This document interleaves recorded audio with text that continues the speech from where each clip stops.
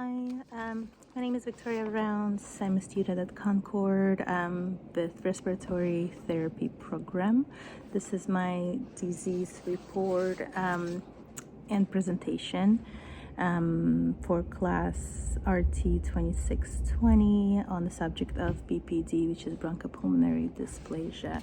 I picked this subject in order for me to understand BPD better.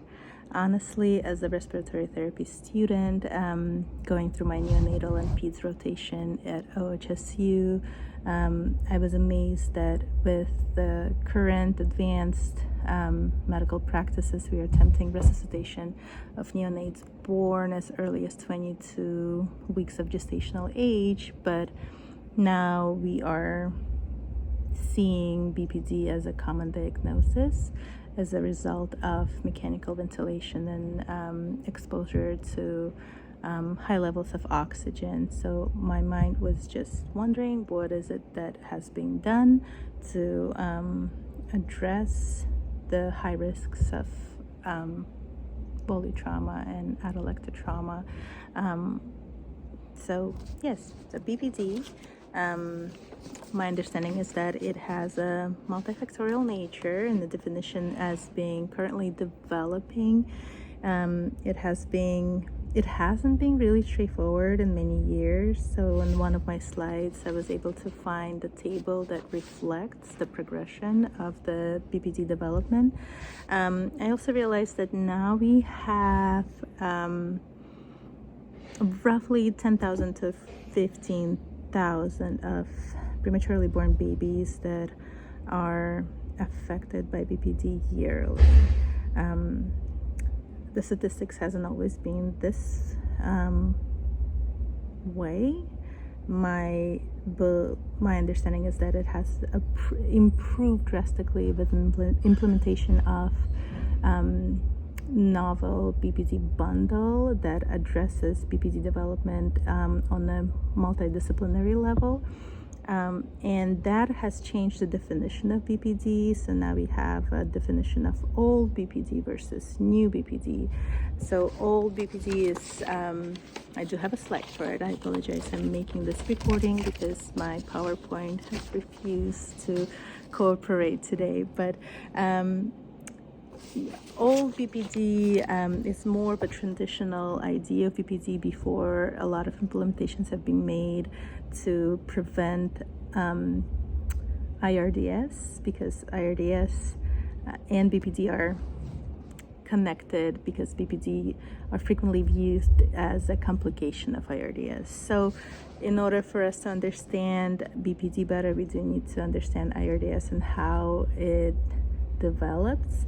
So the traditional way of describing BPD as old BPD is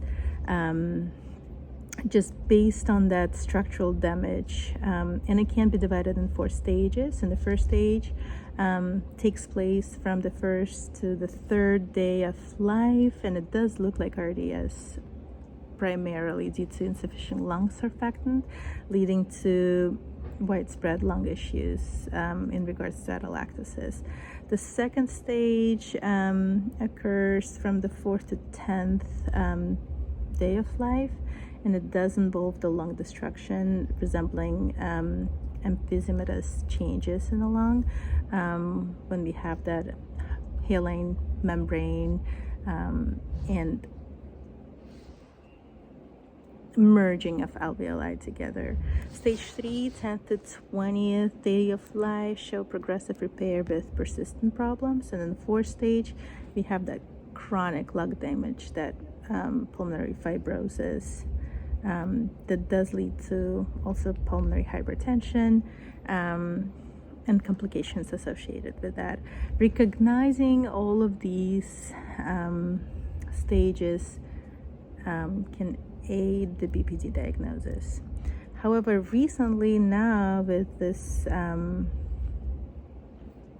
implementation of the new preventative measures to address BPD rates in neonates, we have a new BPD that is mostly viewed as developmental delay, and the key factors here is pathology of underdeveloped alveoli and compromised AC membrane that is also might be slightly underdeveloped.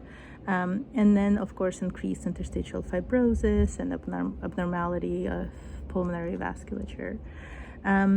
So this novel prevention bundle shifted the pathological characteristics of BPD, and I believe respiratory therapy students and new grads need to be familiar with that, because we can be the ones who can see the pattern and identify the development of BPD in early stages. I also think that we need to be familiar with treatment and management, because since it has drastically changed in the last years, we need to be the ones advocating for our patients, and be familiar with the current consensus that a lot of clinicians came to, which is in order for us to treat BPD, we need to just prevent the setting of IRDS. And then we do need to consider the minimal oxygen concentrations to treat hypoxemia, early surfactant administration, continuous positive pressure application to just avoid the intubation with ETT tube, which in turn leads to not causing volley trauma and atelectasis trauma associated with mechanical ventilation. And then if you do end up mechanically ventilating the neonate using lower tidal volumes to minimize the risk of volley trauma. Also, we need to ensure that we are not under-PEEPing our patients to avoid atelectasis trauma. Oxygen therapy is vital to support hypoxemic newborns, of course, but we don't want to cause problems with the vision. So we need to follow the guidance of the support trial that did evaluate the ranges, the target ranges of SpO2.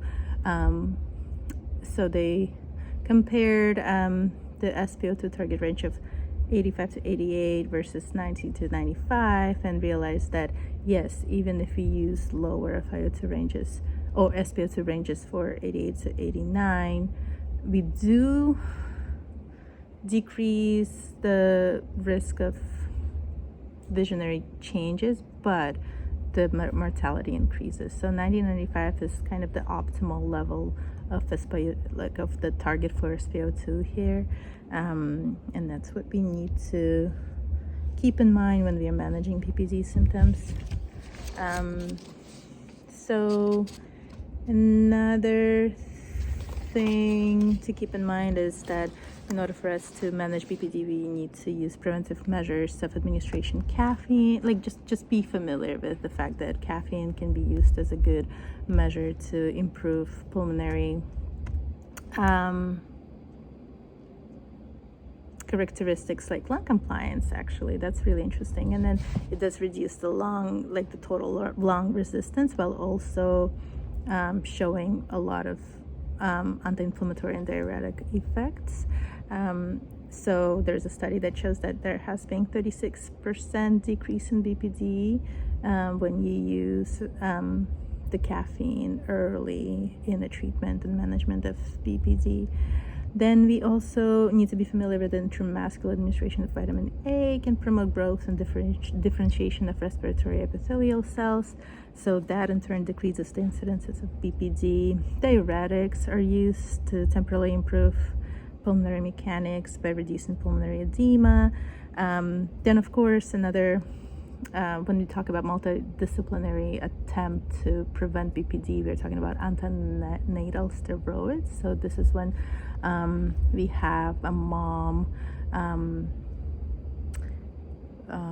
who might deliver as early as 10 weeks. There is an effort to use antenatal steroids to promote lung growth. Also, postnatal administration of steroids can be a little tricky, and there's a certain steroids that can actually make things worse, and there are certain steroids that will improve pulmonary mechanics and inflammation. So inhaled corticosteroids have been proved to be somewhat efficient with BPD management. Bronchodilators show short-term improvements when bronchospasm is present, but overall it's lacking the evidence that it has a correlation to decrease the instances of BPD development. Then there's certain things that can be used to avoid the risk of infections like ureaplasma. Macrolides has been studied well and has also shown that if used as a preventative measure, it can lead to decrease of BPD instances just by simply like eliminating the risk of developing that infection. And of course, like the surgical PDA closure can help in the way that it just decreases the pulmonary edema when, like, of all the things that can decrease that. So if there is a significant significant PDA PDA present, considering closing it can help with BPD. Overall, I'm glad I picked the subject. I think I have a little better understanding of it. There's still a lot for me to explore, and I'm looking forward to encountering that in my clinical practice. Thank you.